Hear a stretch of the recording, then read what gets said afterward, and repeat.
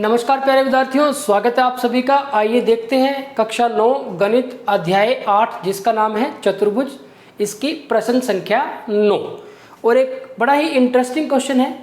इसमें कहा गया है कि समांतर चतुर्भुज ABCD के विकर्ण BD पर दो बिंदु P और Q इस प्रकार स्थित है कि PQ DP बराबर है BQ।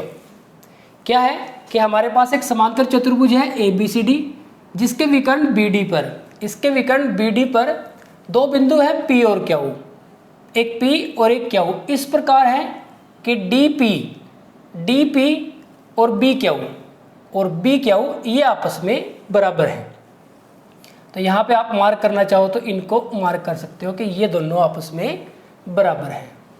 दर्शाइए कि हमें सिद्ध करना है कि त्रिभुज APD सर्वांग है त्रिभुज CQB के, पहला भाग।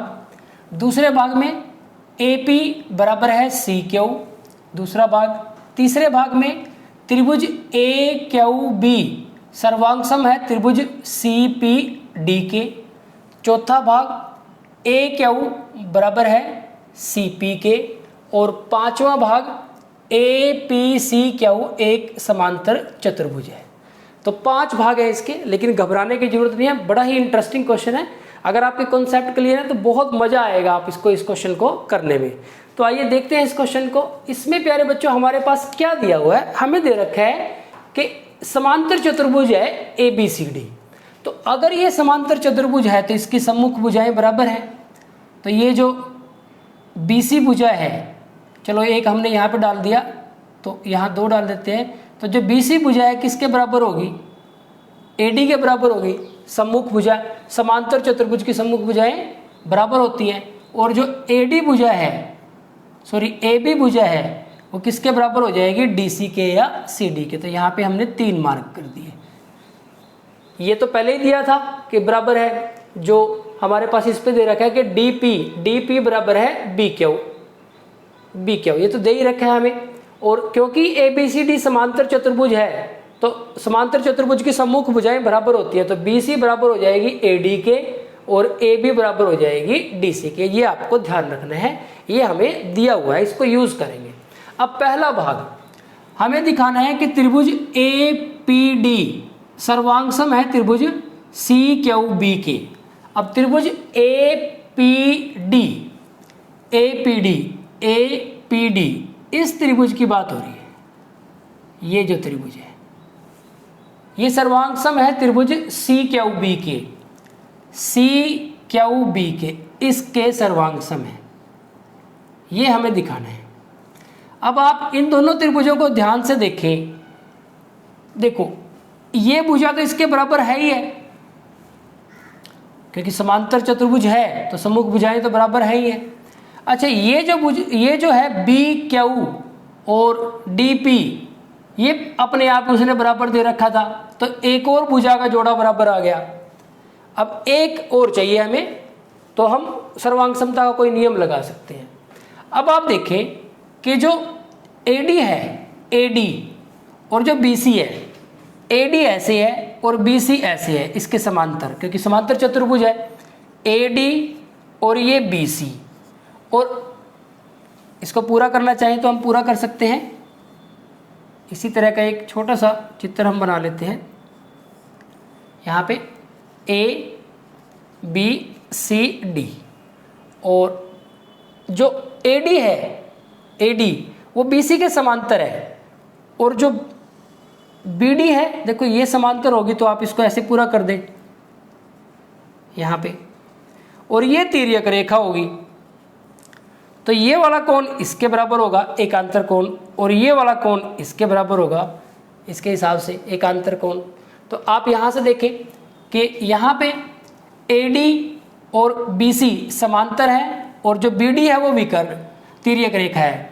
तो यहाँ पे लिखा हुआ है, तो ADP कोण ADP ये वाला कोण इस कोण के बराबर होगा, क्योंकि ये समांतर है और ये तिर्यक रेखा, तो एकांतर कोण ये बनेंगे।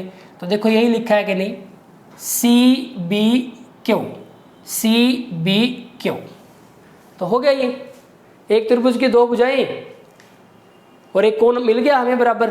तो इसका मतलब SAS सर्वांग समता से त्रिभुज APD सर्वांग सम है त्रिभुज CBQ के।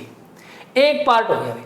अब देखो अगर ये त्रिभुज सर्वांग सम है तो इनके संगत भाग बराबर होंगे। इसमें AP आया हुआ, ये रहा AP, तो AP जो भुजा है वो किसके बराबर हो जाएगी, इधर CQ के, तो ये CQ हो गया, ये दूसरा भाग हमारा सिद्ध हो गया। तो बिल्कुल सिंपल, कोई प्रॉब्लम नहीं है। नेक्स्ट इसी तरह से जो दूसरी जो त्रिभुज ली हुई है दूसरे सेट में तीसरे पार्ट में, उसने कहा था कि AQB इस, अब की बार इसकी बात हुई है, AQB इस त्रिभुज की और दूसरी है CPD इसकी। तो सेम स्टेप पे चलेगा उसी तरह से। आप देखें अगर हम इसके बारे में बात करें तो इन दोनों त्रिभुजों में देखो ये जो है सम्मुख भुजाएं होगी, ये तो बराबर है ही है। और ये देखो इसमें ये भुजा आ गई BQ और इसमें ये आ गई इस वाली में PD, तो ये पहले ही बराबर दे रखा था। तो अब देखो QB ये रहा और PD, यहाँ पे PD और QB बराबर है, तो दे रखा है हमें बराबर ये। और ये हमारे पास हमें पहले ही पता है कि समांतर चतुर्भुज है तो सम्मुख भुजाएं बराबर होती हैं। तो AB और जो हमारे पास CD है वो तो बराबर है ही है। अब एक कोण रह गया, तो जैसे यहाँ पे AD समांतर थी BC के, तो यहाँ पे AB समांतर है CD के, AB समांतर है CD के, और ये हमारे पास तिर्यक रेखा होगी। तो ये हमारे पास तिर्यक रेखा होगी, तो हमारे पास ये कोण, ये वाला कोण और ये वाला कोण बराबर होंगे ना, एकांतर कोण। तो देखो क्या कहा, कोण ABQ बराबर है कोण CDP। तो ये कोण इसके बराबर। आप चाहो तो पहले वाले सेट के लिए 1-2 कोण लिख सकते हो, इसके लिए 3 और इसके लिए 4 लिख सकते हो। तो फिर वही बात होगी, SAS सर्वांग समता से ये दोनों त्रिभुजें भी कैसी होगी, सर्वांग सम होगी। अब अगर ये त्रिभुजें सर्वांग सम होंगी तो इनके संगत भाग भी बराबर होंगे, यानी कि जो AQ है वो CP के बराबर होगा। ये हमेशा क्रम में लिखोगे आप, A के लिए C, B के लिए Q के लिए P, B के लिए D, इससे आसानी रहती है। तो यहाँ पे तो AQ किसके बराबर हो गया, CP के। तो ये चौथा पार्ट भी हमारा सिद्ध हो गया। अब पांचवें में क्या कहा गया है कि सिद्ध करना है हमें कि APCQ एक समांतर चतुर्भुज है। APCQ ये एक समांतर चतुर्भुज है, इसको हमें समांतर चतुर्भुज सिद्ध करना है। प्यारे बच्चों, हमें पता है कि कोई भी चतुर्भुज समांतर चतुर्भुज होती है यदि उसकी सम्मुख भुजाएं बराबर हों। कोई भी चतुर्भुज समांतर चतुर्भुज होंगी यदि उसकी सम्मुख भुजाएं बराबर हों। तो अगर हम सम्मुख भुजाएं बराबर दिखा दें, AP भुजा को CQ के बराबर दिखा दें, तो ये इसके सम्मुख हो जाएंगे, बराबर हो जाएंगे। ये तो हम दिखा चुके, AP = CQ, तो ये लिख दिया हमने AP CQ के। दूसरी बात, इसको इसके बराबर दिखा दें, CP और AQ को बराबर दिखा दें, तो CP और AQ ये भी हमने सिद्ध कर दिया। तो दोनों बातें लिख दी। तो अब हमने सिर्फ क्या लिखा कि चतुर्भुज APCQ की सम्मुख भुजाएं बराबर है, ये इसके बराबर दिखा दी और ये इसके, क्योंकि हमने सिद्ध कर दिया। और हम जानते हैं कि किसी चतुर्भुज की सम्मुख भुजाएं बराबर होती हैं तो वह समांतर चतुर्भुज होती है।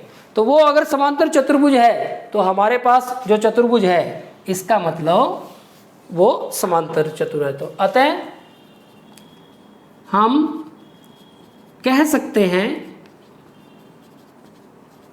कि जो हमें चतुर्भुज दिखानी थी, APCQ एक समांतर चतुर्भुज है। और यही हमें सिद्ध करना था। अब प्यारे बच्चों देखो कितना इंटरेस्टिंग और कितना सिंपल क्वेश्चन था। 5 पार्ट थे, 5 भाग थे क्वेश्चन के। आपको देख के ऐसा लग सकता है कि काफ़ी बड़ा क्वेश्चन है, लेकिन आपने देखा कि कितनी आसानी से आपने इस क्वेश्चन को हल कर दिया। तो इसी वजह से जितनी ज़्यादा आप प्रैक्टिस करेंगे उतने ही ज़्यादा आपके कॉन्सेप्ट क्लियर होते चलेंगे, और नेक्स्ट क्वेश्चन पे जब आप जाएंगे तो पिछले क्वेश्चन के अनुभव के आधार पर नेक्स्ट क्वेश्चन को आप बड़ी आसानी से हल कर लेंगे। तो इसलिए लगातार प्रैक्टिस करते रहिए, क्योंकि जितनी ज़्यादा आप प्रैक्टिस करेंगे उतने ही ज़्यादा आप परफेक्ट होंगे, गणित विषय में उतनी ही ज़्यादा आपकी रुचि बढ़ेगी। तो आज के इस वीडियो लेक्चर में इतना ही। Thank you very much.